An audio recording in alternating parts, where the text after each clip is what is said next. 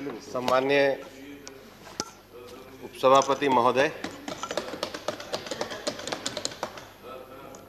ये एक संयोग है कि पिछले वर्ष जब बजट आया और सरकार ने बजट को संसद के सामने प्रस्तुत किया, उसके तुरंत बाद ही देश में लॉकडाउन लागू हुआ और हम एक वैश्विक महामारी के संकट में उलझ गए और पूरा एक वर्ष हम एक चुनौती से उलझे रहे। लेकिन मैं बधाई देना चाहूंगा कि प्रधानमंत्री नरेंद्र मोदी जी के नेतृत्व में न केवल हमने इस संकट से लड़ाई को जीता, देश के लिए आत्मनिर्भर भारत के लिए नई संभावनाओं के द्वार भी खोले, आत्मनिर्भर भारत की बुनियाद खड़ी की। और इसलिए मैं माननीय प्रधानमंत्री जी के नेतृत्व में माननीय वित्त मंत्री जी और वित्त राज्य मंत्री जी को बधाई देना चाहूंगा कि इस चुनौतीपूर्ण घड़ी में भी वो देश के लिए आशाओं का एक बजट लेकर के आए हैं, जो आज हमारे सामने चर्चा के लिए सदन में प्रस्तुत है। जब हम पूरे एक वर्ष के कोविड के संकट के समय का विचार करते हैं तो मुझे ऐसा लगता है कि कुछ प्रमुख चुनौतियां इस देश के सामने रही और जिसका समाधान इस बजट को देखने में और इस सरकार की दृष्टि को देखने में आता है। जो पहली चुनौती रही वो कोविड-19 से अचानक पैदा हुए ठहराव से जीवन और जीवन यापन की चुनौती थी। और ये सरकार लॉकडाउन लागू होने के 48 घंटे के अंदर ही, जब तक लॉकडाउन चला, देश के 80 करोड़ लोगों को चाहे मुफ्त राशन पहुंचाना हो, देश में चाहे 8 करोड़ महिलाओं को उज्ज्वला की सब्सिडी और गैस पहुंचानी हो, देश के 40 करोड़ किसानों को, महिलाओं को, बुजुर्गों को, गरीबों को, जरूरतमंद लोगों को सीधे नकद धनराशि उपलब्ध करानी हुई हो, यह सरकार प्रधानमंत्री गरीब कल्याण योजना के माध्यम से उसमें कामयाब रही है। और इतना ही नहीं, लॉकडाउन के इस कार्यकाल में आत्मनिर्भर भारत का पैकेज 1, 2 और 3 में जो रिजर्व बैंक के द्वारा उपाय किए गए, देश की कुल वित्तीय प्रभाव का 27.1 लाख करोड़ रुपया, जो हमारी जीडीपी का 13% होता है, उसको ये सरकार देने में कामयाब रही है। जो दूसरी बड़ी चुनौती रही कोविड-19 के बाद, वो स्वास्थ्य का क्षेत्र रहा। हम सब जानते हैं कि जान है तो जहान है, और ये दुनिया में आप जीडीपी को तो रिकवर वापस से कर सकते हैं, लेकिन आप जिंदगी को वापस से रिकवर नहीं कर सकते। हम लोग स्वास्थ्य के संकट से न केवल उभरे हैं, बल्कि नई दिशा और पहल भी करी है। स्वास्थ्य के क्षेत्र में 137% बजट की बढ़ोतरी की गई। 2,38,000 करोड़ के प्रावधान किए गए। मैं यहां पे कहना चाहूंगा कि 1946 की भोरे कमेटी की जो स्वास्थ्य की सिफारिशें थी, उसके आधार पर आपने 50 से 60 साल तक देश को 3 स्तर के मेडिकल सुविधाओं के साथ चलाते रहे। लेकिन जो पूरा 50-60 साल तक आप स्वास्थ्य के क्षेत्र को चलाते रहे, वास्तव में तो उसमें स्थिति यह हुई कि जो 3/4 आबादी देश की रही, वो out of pocket health expenditure पे चली गई। हम हेल्थ को नीचे तक, जहां तक लोगों को पहुंचाना था, पहुंचाने की सुविधा नहीं दे पाए। सरकार में आने के बाद आयुष्मान योजना को, नेशनल हेल्थ मिशन को आगे किया गया। लेकिन अगर इस बजट के द्वारा कोई सबसे बड़ी बात हेल्थ में की गई, तो स्वास्थ्य के क्षेत्र के अंतर्गत केवल क्यूरेटिव नहीं, प्रिवेंटिव और रिफॉर्मेटिव जो स्टेप्स हैं, जो देश के स्वास्थ्य के लिए जरूरी हैं, उनको भी इस बजट में शामिल किया गया।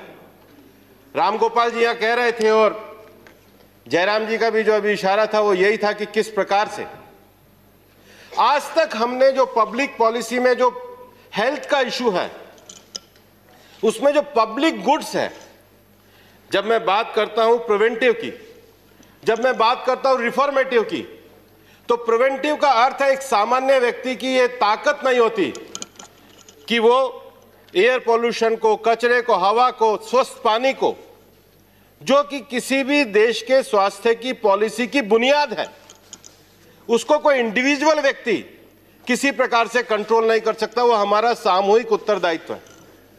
और इसलिए बजट में जब 137%, 137% हमने स्वास्थ्य में खर्च किया है, तो केवल वो स्वास्थ्य के साथ वेलनेस भी है। इस देश की स्वास्थ्य सेवाओं में इस देश के हेल्थ और वेलनेस को मिलाकर के जो बजट को आगे बढ़ाने का काम सरकार ने किया है, मेरे को लगता है कि बजट ने वो बुनियाद रखी है कि आने वाले समय की हमारी पब्लिक पॉलिसी में हेल्थ में पब्लिक गुड्स को सुधारने का जो काम है, उस तरफ इस सरकार ने एक बड़ा कदम उठाया है। कभी कभी हम आंकड़ों को इस प्रकार से पढ़ देते हैं, एक अच्छे वकील होने के नाते, कि कई बार ऐसा लगने लगता है कि हम एक अच्छे विषय को भी इस प्रकार से आंकड़ों में घेरते हैं कि हमें लगता है कोई विषय पे प्रतिभ्रम पैदा करने की कोशिश हम लोग करते हैं। कल चिदम्बरम साहब बोल रहे थे, उनकी एक विषय को मैं कोट करना चाहूंगा। For health in the current year the revise estimate is 82,445 crore and for the next year it is only 74,602 crore. आंकड़े देखने के को तो अगर आप देखेंगे और निश्चित रूप से अगर एक्सपेंडिचर के मेजर आइटम्स को देखेंगे तो ये दिखता है कि जो संशोधित अनुमान है, रिवाइज एस्टिमेट है, वो 82,445 करोड़ है। पर सरकार ने पिछली बार जो बजट अनुमान रखा था वो 67,484 करोड़ था। उसके बाद हम पैंडेमिक में गए और उसमें जाने के बाद जो हेल्थ पे एक्स्ट्रा खर्चा करना था वो खर्चा सरकार ने किया, और अब सरकार ने वो जो 67,000 पिछली बार रखा था उसको बढ़ा करके 74,602 करोड़ किया। तो एक्चुअल में हम ये नहीं मान सकते कि ये पेंडेमिक लंबी रहेगी, लागू रहेगी।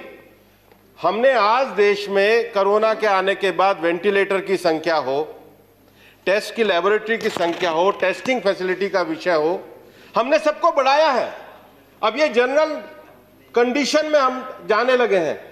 35,000 करोड़ रुपया अलग से सरकार ने टीकाकरण के लिए रखा है, और इसलिए आंकड़ों को इस प्रकार से पढ़ देना और ये कह देना कि सरकार ने हेल्थ एक्सपेंडिचर में पैसा कम कर दिया है, मेरे को लगता है ये एक किस्म से बौद्धिक ईमानदारी नहीं है। जो तीसरी सबसे बड़ी चुनौती इस पूरे कोरोना के कार्यकाल में रही और जिसको लेकर के बजट में सरकार एक नई नीति के साथ आई है, हम सब जानते हैं कि कोरोना में हेल्थ के प्रभाव के साथ एक जो सबसे बड़ा प्रभाव पड़ा वो इंफ्रास्ट्रक्चर पर प्रतिकूल प्रभाव पड़ा। कामगारों के लिए एक रोजगार का विषय, वह एक बड़ा संकट खड़ा हुआ। और मैं सरकार को बधाई देना चाहूंगा कि आत्मनिर्भर भारत के 1, 2, 3 पैकेज के आगे बढ़कर के सरकार ने बजट में 5.4 लाख करोड़ का पैकेज देकर 37% की वृद्धि करी है। देश में आशा और विश्वास का वातावरण बना है। जो चौथा संकट सबसे बड़ा सरकार के सामने था, जिसका समाधान बजट में सरकार अपने दृष्टिपत्र में लेकर के आई है, वो देश का औद्योगिक उत्पादन बढ़ाना, एमएसएमई से जुड़े कारोबारियों को नई ताकत प्रदान करना और मजदूरों का संरक्षण करना। ये सरकार के सामने सबसे बड़ी चुनौती थी। हम जानते हैं कि इस पूरे कार्यकाल के दौरान सरकार 4 लेबर कोड लेकर के आई। हम लोगों के देश में लगभग 20 वर्षों से एक जो मांग चल रही थी कि लेबर कोड का सरलीकरण किया जाए। बहुत सारी मजदूरों के क्षेत्र में ऐसे विषय थे, सभी को सामाजिक सुरक्षा देने का विषय था, महिला पुरुषों को समान वेतन देने का विषय था, महिलाओं को समान रात्रि के कार्य में भी, रात्रि की पाली में भी काम करने का अवसर देना था, सिंगल रजिस्ट्रेशन का सिस्टम करना था, लाइसेंस में सरलीकरण करना था, रिटर्न ऑनलाइन करना था। आज जो चारों लेबर कोड हम लेकर के आए हैं, चाहे वो इंडस्ट्रियल रिलेशन का हो, चाहे वो ऑक्यूपेशनल सेफ्टी का हो, चाहे वो सोशल सिक्योरिटी का हो, और चाहे वो पेमेंट ऑफ वेजेस का हो, ये चारों लेबर कोड के माध्यम से कामगारों को संरक्षण देने के साथ ही साथ देश के औद्योगिक वातावरण को बढ़ाने का काम इस सरकार ने किया है।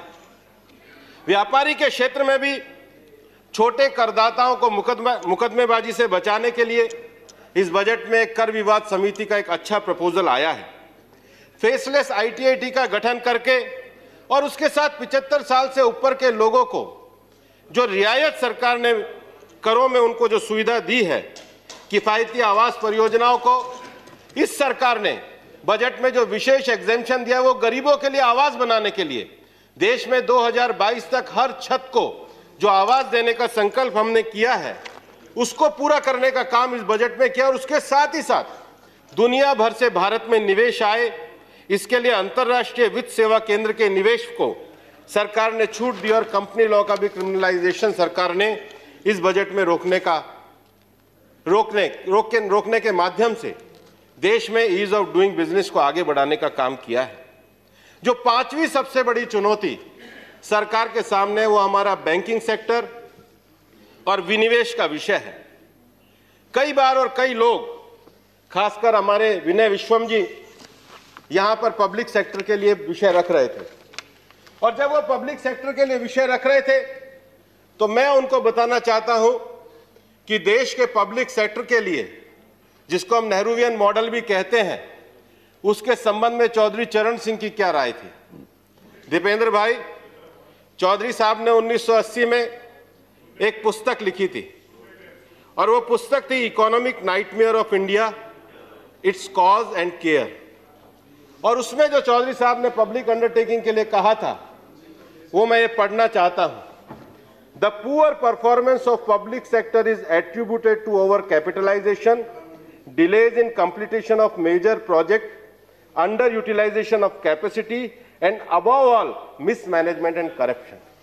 80 में आपको चेतावनी दी, आपने 70 साल तक ये सफेद हाथी खड़े करके रखे, और उसके साथ उन्होंने आगे जो कहा वो भी मैं पढ़ना चाहता हूं। Had the public undertaking been private concern, they would have, one hand, yielded tax of 100 of crore per year to the government, and on other hand, profit of 100 of crore and its proprietaries and shareholders. On the other hand, public has had to pay and is even now paying crore of rupees to make up for the losses almost every year in vain obscenes of this monument of their government's folly. Modern Temple of India and Jawaharlal Nehru once called them. Let's keep silence in the house, please. और इसलिए लंबे समय तक हम लोग public sector के उन units को, जो यूनिट्स लगातार घाटे में जाती रही, जिन यूनिट्स के माध्यम से रोजगार का तो सृजन नहीं हुआ, लेकिन बल्कि उसके घाटे को सरकार बर्दाश्त करती रही। ये किसानों की बात करने वाले और किसानों के विषय को रखने वाले, कभी किसान नेताओं की बातों को इन्होंने सुना नहीं। कांग्रेस का सबसे बड़ा दुर्भाग्य रहा कि भारत की जड़ों से जुड़ने वाले, चाहे लोहिया जी रहे हो, चाहे चरण सिंह जी रहे हो, चाहे दीनदयाल जी रहे हो, सबकी अच्छी बातों को आपने इग्नोर करने का काम किया। आज सर्वस्पर्शी बजट को लाकर के उन सब विषयों को छूने का काम इस बजट में प्रधानमंत्री नरेंद्र मोदी जी ने किया। और इसलिए मैं ये सरकार को बधाई भी देना चाहूंगा कि उन्होंने बैंकों को प्रतिस्पर्धी बनाने के लिए उस दिशा में एक अच्छा कदम उठाया। और विशेष रूप से वित्त मंत्री जी को कहना चाहूंगा कि SEBI act, depository act, security regulation act और गवर्नमेंट सिक्योरिटी एक्ट को उन्होंने सिंगल सिक्योरिटीज कोड बनाने की जो बात कही है, मुझे लगता है कि जिस प्रकार से ये सरकार जब बात करती है कि हम मिनिमम गवर्नमेंट और मैक्सिमम गवर्नेंस करेंगे, तो आज निवेश के लिए इन सब को एक सरलीकृत कोड बनाना ये सबसे बड़ी बात है। और इंफ्रास्ट्रक्चर सेक्टर में हम भी जानते हैं कि जो बैंकिंग का निवेश रहता है, कई बार मैच्योरिटी मिसमैच का प्रश्न आता है। इस सरकार ने जो कॉर्पोरेट बॉन्ड मार्केट में विश्वास पैदा करने के लिए स्थायी संस्थान बनाने का जो फ्रेमवर्क इस बजट में दिया है, वो एक स्वागत योग्य कदम है। और इस पूरे बजट के अंतर्गत जो भारत की जो मजबूत रीढ़ है वो भारत का ग्रामीण क्षेत्र है, भारत का कृषि क्षेत्र है। ग्रामीण क्षेत्र की जो अवसंरचना है, जो इंफ्रास्ट्रक्चर है, उसको सुधारने के लिए 6 साल में सरकार के द्वारा बड़े कदम उठाए गए हैं। चाहे ग्रामीण क्षेत्रों में प्रधानमंत्री सड़क योजना को पहुंचाने का विषय हो, चाहे हर गांव को बिजली पहुंचाने का विषय हो, चाहे हर गांव में पक्का मकान देने का विषय हो, चाहे हर गांव तक उज्ज्वला योजना पहुंचाने का विषय हो, ये सरकार दूरस्थ ग्रामीण क्षेत्रों का विकास करने में कामयाब रही है। और इसलिए इस बजट के अंतर्गत भी जो माइक्रो सिंचाई परियोजना है, कृषि ऋण के लिए जो 16.5 लाख करोड़ रुपया सरकार के द्वारा रखा गया है, किसानों की फसल बीमा योजना है, और पूर्व में सरकार के द्वारा जो किसान सम्मान निधि को लागू करने का काम किया है, वो इस बजट के द्वारा भी उन स्वागत योग्य विषयों को बढ़ाया गया है। इतना ही नहीं, ग्रामीण क्षेत्र में चाहे डेयरी का विषय हो, मत्स्य पालन का विषय हो, पशुपालन का विषय हो, हॉर्टिकल्चर का विषय हो, सब विषयों का इस बजट के माध्यम से विशेष ध्यान रखा गया है। और मैं यहाँ ये कहना चाहूँगा कि ग्रामीण क्षेत्र में विकास के लिए आज 3 सबसे बड़ी समस्याएं किसानों के सामने हैं। उनका उत्पादन बढ़े, उनका भंडारण बढ़े और उसका प्रसंस्करण हो। ये तीनों चीजें ऐसी हैं जिसमें आज किसानों को हम एक नए कानून देने की आवश्यकता है। ये तीनों चीजें ऐसी हैं जहाँ ग्रामीण क्षेत्र तक हम इंफ्रास्ट्रक्चर की सारी सुविधाओं को पहुंचाने के बाद इन तीनों विषयों को अगर हम आगे बढ़ाने का काम करेंगे तो देश और गांव की समृद्धि आ सकती है। और आज सरकार ने जो 3 कृषि बिल सरकार लेकर के आई है, उसमें इन 3 विषयों के माध्यम से ग्रामीण क्षेत्र में एक नए जीवन की आशा का संचार हुआ है।